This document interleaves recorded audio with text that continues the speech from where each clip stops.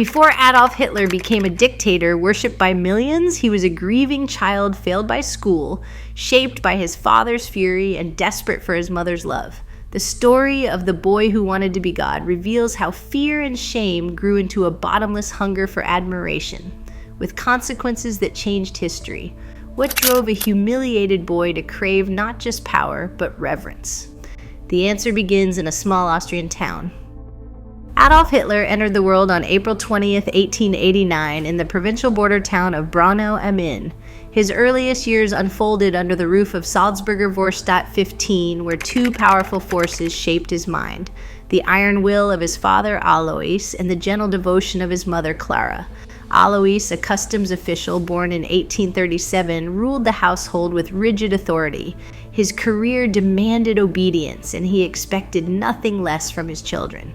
Alois's discipline was not just verbal. Family records and the later testimony of Adolf's sister Paula reveal a pattern of cane beatings, punishments delivered for defiance, poor grades, or even small acts of independence. Paula would recall he would beat Adolf with his cane for what he deemed insolence or failure. Each blow left more than a mark on the skin. It carved out a sense of powerlessness, driving the boy inward and fueling quiet resentment. Clara, by contrast, offered a sanctuary of warmth. She doted on Adolf, shielding him from his father's temper and comforting him after each episode. Her affection bordered on indulgence, and Adolf clung to her with an intensity that deepened after the death of his younger brother Edmund in 1900. This loss tightened the emotional bond between mother and son, making Clara both protector and the center of his fragile world. The family physician, Dr. Eduard Bloch, would later describe Clara as the kindest, most loving mother. Her presence a balm in a house ruled by fear. The household's rhythm was set by Alois's expectations and eruptions. Relocations followed his civil service postings, uprooting the family from Braunau to Passau, Lambach, Leonding, and finally Linz. Each move brought new schools, new rules, and fresh opportunities for conflict. Alois insisted that Adolf follow him into the civil service, dismissing his son's artistic ambitions as childish fantasies. Disobedience or failure to meet these demands often brought swift physical punishment. Yet, after every confrontation, it was Clara who nursed Adolf's wounds, physical and emotional, deepening his dependence on her approval. Within these walls, a split began to form. The boy learned to fear the father's authority while craving the mother's unconditional love. Humiliation at the hands of Alois bred a hunger to be noticed, to prove himself worthy. But Clara's sheltering affection offered no tools for real independence. Instead, it reinforced a cycle: defiance followed by punishment, withdrawal followed by comfort. The family's only surviving son, after so much loss, became both the focus of hope and the lightning rod for frustration. Official documents, including Adolf's birth certificate and parish records, confirm the family's presence and movement across Austria. But the emotional landscape is drawn from the recollections of those who lived it. Paula's memoirs and Dr. Bloch's statements, preserved in post-war interviews, paint a picture of a childhood shaped by domination and devotion, each planting seeds for the struggles to come. In these early years, the need to be seen and the fear of being crushed began their silent tug-of-war, setting the stage for a life spent searching for validation beyond the family home. Edmund Hitler's name appears in the parish death register for 1900, the entry noting a boy of 6 lost to measles. For Adolf, the loss was not just of a brother, but of the only companion who seemed to share his world. In the months that followed, the house grew quieter, the air heavier. Clara's grief drew her even closer to her surviving son, while Adolf's sense of safety narrowed to the small circle of her affection. But school offered no refuge. The Linz Realschule ledger from 1901 through 1904 records a bleak sequence of failing marks and teacher complaints. Mathematics, French, even drawing, subjects where he once showed promise, now bore the stamp of disappointment. His grades slipped from average to unsatisfactory, with notations of repeated absences and warnings about lack of discipline. In the stark language of the ledger, the story unfolds. A boy once expected to excel, now falling behind, his name appearing in columns reserved for those at risk of expulsion. Teachers' brief remarks in the school files describe a student who vacillated between sullen withdrawal and sudden outbursts. Classmates remembered the same, a boy who sometimes bullied weaker children, but who also seemed unable to defend himself against ridicule. The humiliation of poor performance was compounded by the knowledge that his father, Alois, would learn of every failed exam. Each report card became a summons, each failure another reason for discipline at home. Adolf's own explanations, recorded in later conversations, shifted blame to the teachers, the curriculum, even the city itself. He insisted he was misunderstood, that the system was stacked against him. But the documentary evidence is clear. The years after Edmund's death were marked by academic collapse. Repeated failures in Linz, then again in Steyr, forced Adolf to repeat grades and endure the public shame of being left behind by his peers. The parish register and school records together capture a child slipping from the promise of early years into a cycle of grief and humiliation. The world outside the home offered only judgment, while inside the need for comfort and reassurance grew more desperate. In this crucible, the seeds of resentment and fantasy took root. The boy who could not bear the pain of loss or the sting of failure began to imagine himself destined for something greater, if only to escape the reality of being ordinary, overlooked, and ashamed. Adolescence for Adolf Hitler was a collision of private shame and restless fantasy. Each failed exam and public scolding at school deepened the crack between who he was and who he needed to become. In the quiet of his room, he began to construct elaborate daydreams, visions of himself as a singular figure untouched by the judgment of teachers or the blows of his father. These were not the harmless reveries of childhood. They grew in proportion to the humiliation he felt, serving as a shield against the daily reminders of his own inadequacy. Psychologists have given this pattern a name: compensatory narcissism. It describes the way grandiose self-belief can form as a defense, not from real achievement, but from repeated wounds to self-worth. In Hitler's case, the evidence is threaded through school records and later recollections. He was unable to accept his failures as personal shortcomings. Instead, he blamed teachers, the curriculum, even the city of Linz for his poor marks. This habit of projection, shifting blame outward, became a fixed strategy. Rather than confront the pain of being ordinary, he fashioned himself as misunderstood, convinced that only his circumstances stood between him and greatness.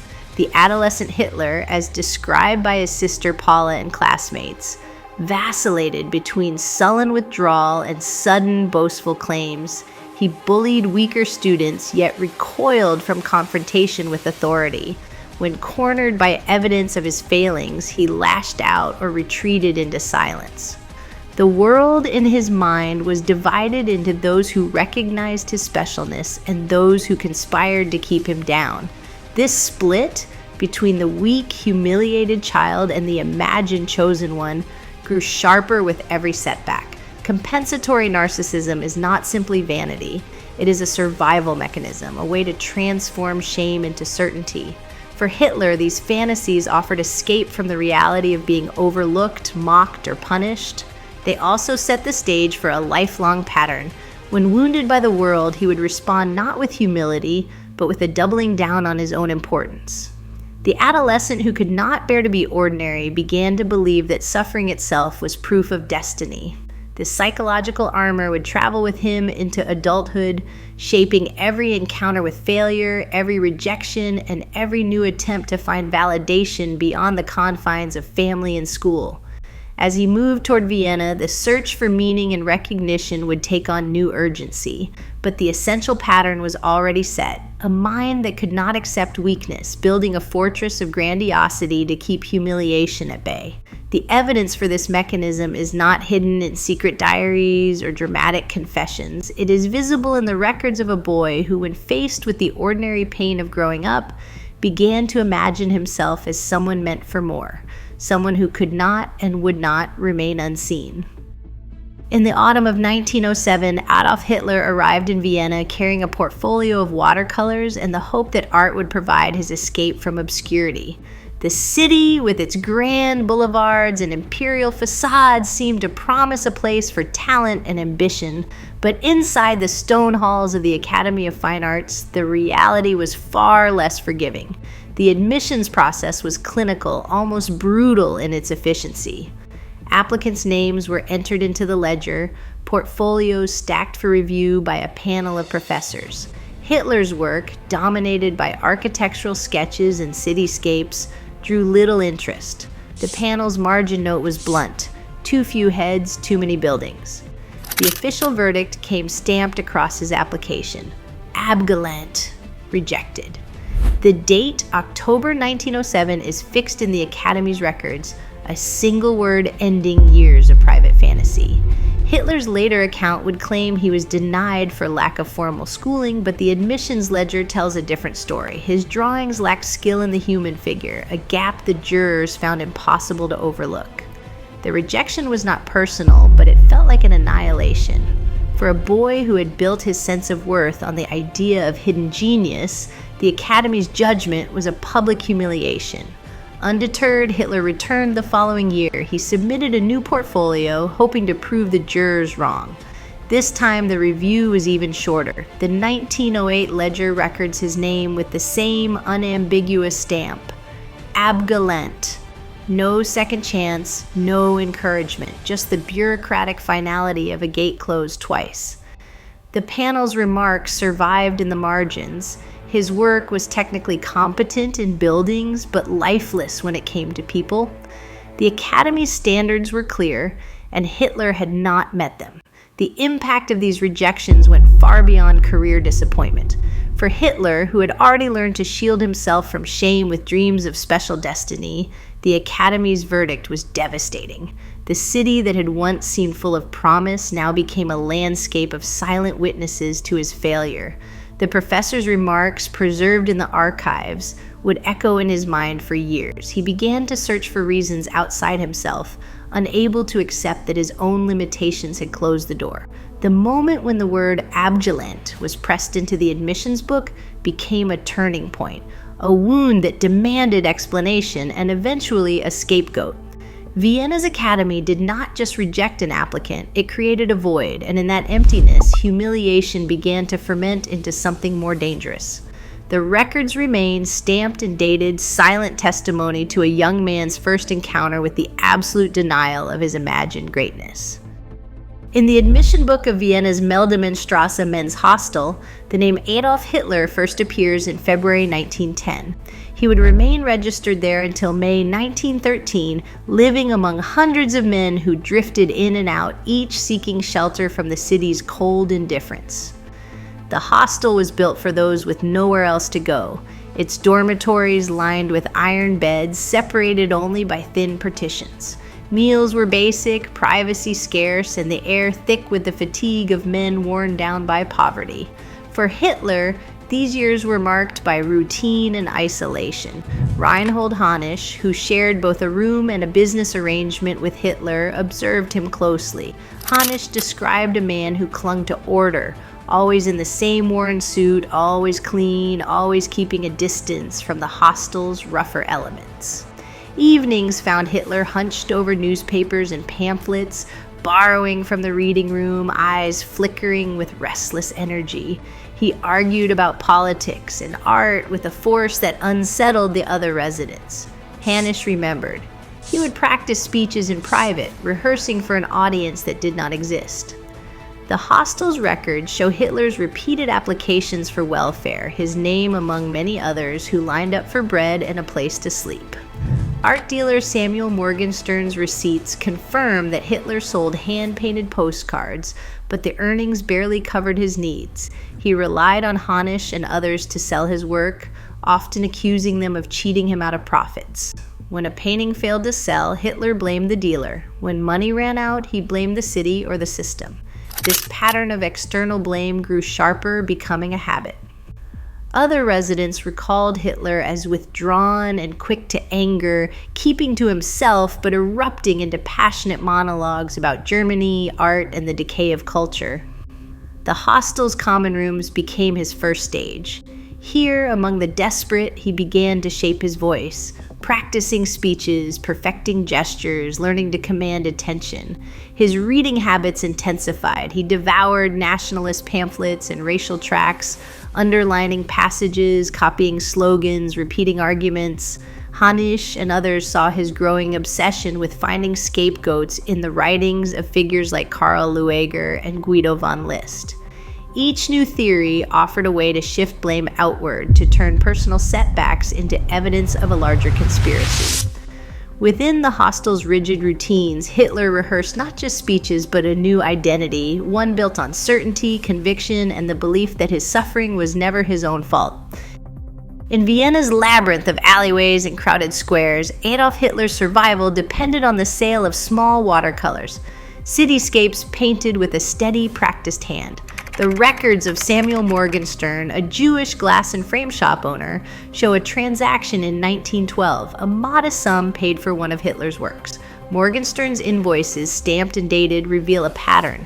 Hitler's name appearing with increasing regularity, each sale a lifeline as winter pressed in. But the city offered something more potent than bread or shelter. It was in the kiosks and reading rooms that Hitler discovered a different kind of sustenance.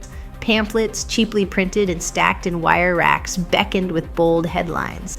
Titles like Ostara and Der Hammer promised secrets about race and destiny. The Christian Social Party's newspapers, echoing the rhetoric of Karl Lueger, were everywhere. On cafe tables, in hostel reading rooms, passed from hand to hand. Circulation data from the period show that these pamphlets reached tens of thousands each month in Vienna's working-class districts, saturating the environment where Hitler spent his days. He read obsessively, underlining passages, copying slogans into the margins of his sketchbooks. Witnesses remembered how he would quote from Guido von List or Georg von Schoner in the hostel common rooms, his voice rising as he rehearsed arguments against invisible enemies. The world outside, with its endless parade of buyers and sellers, became a stage for a new narrative, one where personal failure was not a verdict, but a symptom of a larger betrayal. The art receipts and pamphlets together formed a kind of toolkit. Each watercolor sold was proof of struggle, each pamphlet a blueprint for blame. In the cramped quarters of the Mannerheim, the boundaries between fact and fantasy began to blur. The myth that would explain everything, that suffering was the mark of a chosen soul, that enemies lurked in every shadow, took root in these pages. Morgenstern's ledgers and the pamphlet circulation lists survive as quiet witnesses to this transformation. They show a young man piecing together an identity from fragments of ideology and the daily grind of survival, preparing unknowingly for a purpose that would soon be forged in the fires of war. The Bavarian Reserve Infantry Regiment 16 kept meticulous records. Muster rolls list Adolf Hitler as a dispatch runner assigned to the 1st Company. His name appears in the regiment's personnel sheets from late 1914 through the final months of the war, confirming his continuous presence at the front. On October 15, 1916, a German military casualty list added a new entry. Gefreiter Adolf Hitler, wounded at Le Barque on the Somme. The notation reads simply Oberschenkelschuss, a thigh wound caused by shell splinters. Regimental diaries from that week record heavy bombardment and mounting casualties as British forces pressed near Bapaume. Hitler was among those evacuated from the trenches, first to a field hospital, then on to Belitz near Berlin. Hospital admission logs record his stay and recovery, noting that the wound was painful but not permanently disabling. These documents dispel later rumors that his injury was fabricated or exaggerated. The official casualty lists, still preserved in the Bayerisches Hauptstaatsarchiv, confirm both the date and the nature of the wound. Hitler's discharge card repeats the entry. Wounded 15th of October 1916, Le Barque. After months of convalescence, he returned to his regiment in early 1917. His file shows no special commendation for heroism in this incident, only the routine notation of a soldier who had survived one of the war's deadliest phases. Yet, as the years passed, this wound became a cornerstone in Hitler's personal narrative. He would point to the Somme injury as proof that he had bled for Germany, using the official record to anchor a myth of sacrifice and destiny. No evidence in the archives supports stories of near-fatal heroics or miraculous survival. The facts are stark: a shell fragment, a hospital bed, a return to duty. But the risk was real, and the wound, however modest in the record, became a credential. The regiment's archives, silent and impartial, provide the only unembellished account. In these pages, Hitler is not yet a symbol or a savior. He is a name on a casualty list, one among thousands marked by the machinery of war.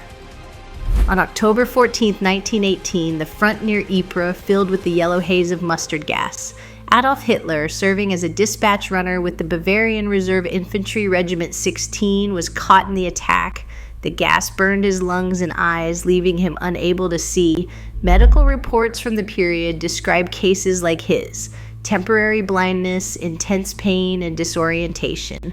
Hitler was evacuated from the battlefield and transported to the military hospital in Pasewalk, northern Germany. The hospital register for that autumn lists his name among the patients treated for gas injuries. Most recovered their sight within weeks, but the experience left a mark that went deeper than the physical wound. In the crowded wards, news of Germany's impending defeat spread quickly. For Hitler, the darkness behind his eyelids became a kind of private theater, where the humiliation of loss could be rewritten. Later, he would claim that this period of blindness was not just a medical crisis, but a moment of revelation. In his own account, he described lying in bed, eyes bandaged, when a voice inside him announced a new mission: to save Germany from destruction. The records from Pasewalk do not mention visions or prophecies. They note only the facts: a soldier, temporarily blinded, discharged as the war ended.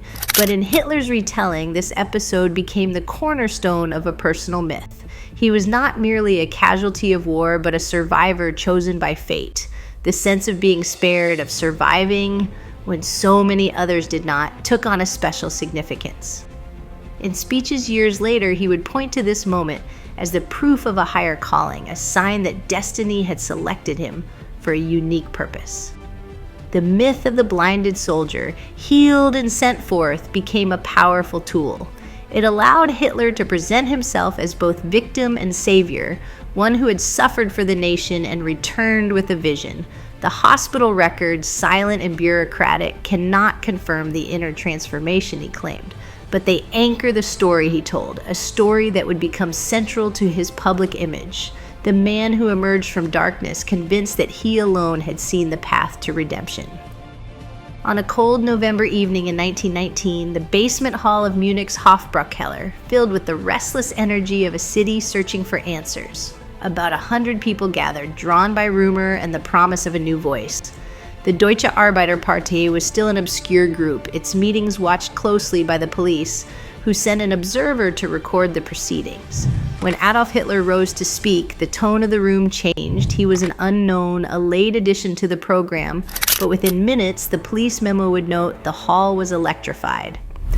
The official report filed by the Munich Police Political Department on November 24, 1919, captured the atmosphere with unusual clarity. Hitler's words, the memo recorded, whipped up the crowd, blending outrage at Germany's humiliation with visions of national rebirth. He attacked the Treaty of Versailles, denounced the profiteers and the so-called traitors in government, and turned his anger against the scapegoats named in every radical pamphlet of the day. The police observer, trained to remain detached, described the effect. When Herr Hitler was given the floor, he began to speak, and soon the hall was electrified. Audience members, many of them veterans and workers, responded with a fervor rarely seen at such small gatherings. The memo noted how Hitler's voice rose and fell, how his gestures seemed to pull the crowd into his orbit. For the first time, his private rehearsals and solitary rages found a public echo. The feedback was immediate and overwhelming. People cheered, some wept, and others left changed, convinced they had witnessed something more than a political argument. It was the birth of a new kind of performance, one that fused grievance with ritual, turning personal pain into a liturgy of belonging. Police surveillance, intended as a safeguard, became the first impartial witness to this transformation. The phrase "hall electrified" would echo in later biographies and court records, marking the moment Hitler stepped out of obscurity and into the dangerous intimacy of mass validation. The official memo survives as silent testimony, a warning from an ordinary night, when a single voice began to draw power from the hunger of a wounded crowd. In the flickering grain of early newsreel, a new kind of spectacle comes into focus. The Nuremberg Rally of 1921, captured on silent film and in the still frames of photographers, reveals a crowd unlike any seen before in German politics. Thousands stand shoulder to shoulder, arms raised in unison, banners unfurled above their heads. The faces in the crowd are young and old, men in work shirts and uniforms, women pressed forward at the edges. All eyes are fixed on a single figure at the podium. The scale is unmistakable. Reports from the time estimate attendance in the thousands, with police and local newspapers noting the orderly lines, the flags, the sense of anticipation. The rally grounds, once used for civic celebrations, now echo with chants and songs directed not to a nation or an idea, but to a man. Photographs from the Bundesarchiv show a sea of faces, rapt and expectant, some already performing the raised arm salute that would become infamous across the world. These images document more than a political gathering. They capture the moment when devotion transcends politics and becomes ritual. The crowd's adulation is not spontaneous. It is orchestrated, rehearsed, and magnified by the spectacle itself. The massed followers are both audience and participants, drawn into a shared performance that blurs the line between belief and surrender. In this theater of devotion, the individual disappears, replaced by the power of the collective gaze. The evidence is there, frame by frame, a movement built not just on words, but on the visible proof of worship. In the archives of the Bavarian police, a memo dated 1922 stands out for its chilling clarity. The report warns of a new phenomenon, a personality cult forming around Adolf Hitler. Investigators describe not just political agitation, but a gathering of followers whose devotion borders on the religious. The memo notes, the leader is regarded by his adherents with an almost messianic reverence. This was not the language of routine surveillance. Instead, it reads as an early alarm, one that recognized the dangers of a movement built on the worship of a single man. Psychiatrists such as Robert J. Lifton would later identify the same cluster of traits: a leader who demands total loyalty, followers who surrender judgment, and a moral code twisted to fit the needs of the cult. The 1922 police file catalogs these warning signs with bureaucratic precision. It points to the emotional feedback loop between Hitler and his audience. Each rally, each cheer, deepening the sense that ordinary rules no longer apply. The memo's language is clinical, but its message is unmistakable. What began as political theater has become a moral hazard. The danger is not just in the man at the center, but in the surrender of conscience by those who choose to follow. On April 20th, 1889, Adolf Hitler was born to a strict father and a devoted mother. A dynamic documented in family records and school ledgers that trace his early failures and humiliations. The evidence shows a boy shaped by loss, discipline, and repeated rejection, from unsatisfactory grades in Linz to the stamped Abgelehnt on his Vienna Academy application. Police memos from 1919 and 1922 confirm the rapid transformation from isolated outcast to the focus of a growing personality cult, as crowds filled halls and officials warned of dangerous fanaticism. Yet gaps remain. Key medical files from his war years are incomplete, and some personal correspondence is lost or still classified. What is clear is that a pattern of insecurity, external blame, and the need for validation became the foundation of a destructive ideology. This record stands as a documented warning. When humiliation and longing for worship are left unchecked, the consequences can shape history. The story of Hitler's early mind shows that evil often begins with ordinary wounds and the refusal to accept human limits.